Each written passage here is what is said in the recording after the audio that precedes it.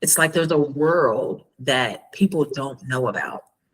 And they don't know about it because the people that are in the world, when they come out of that world, they try to hide because they don't want to feel like they don't fit in.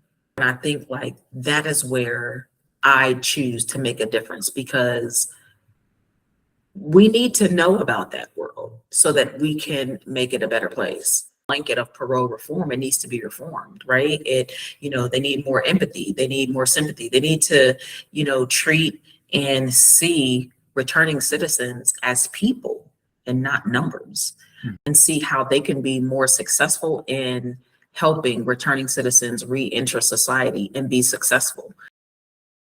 Unfortunately, that story is very true. And I lived out every single bit of broken systems that we can empower the people that are incarcerated. My goal to lend a hand to help, not only myself, but other women and individuals to kind of put those shattered pieces back together again. The intent with the title Broken Systems, it was intended to show that, here we have a functioning system that is clearly broken, and people choose to see what they want to see. We need to humanize people, right? And tell the story. I think we need to have a realistic conversation and actually see what it is that is broken the worst. And then begin to dismantle this system as we know it mentally, and begin to create a system that is more beneficial for those who are suffering with trauma.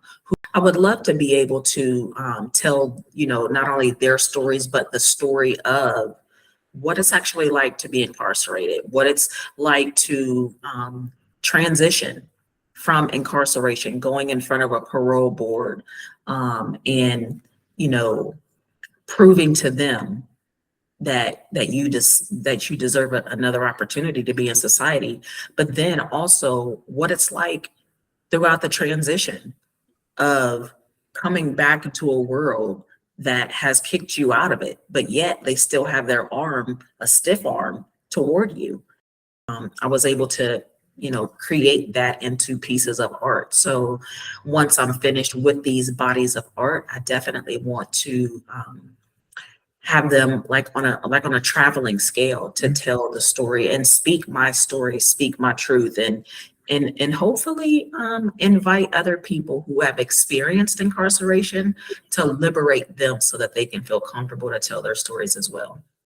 But what you find is, as you're watching some of these traumatic experiences, you see, or you begin to see an underlying beauty of connection, of survival, because that's what we do. We survive a system that is broken.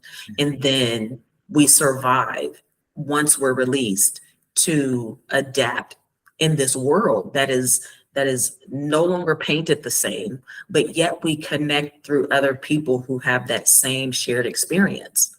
And so in a way, it makes us stronger because I now have a connection with somebody that I don't know, that I've never met before, but yet we share a similar experience of incarceration.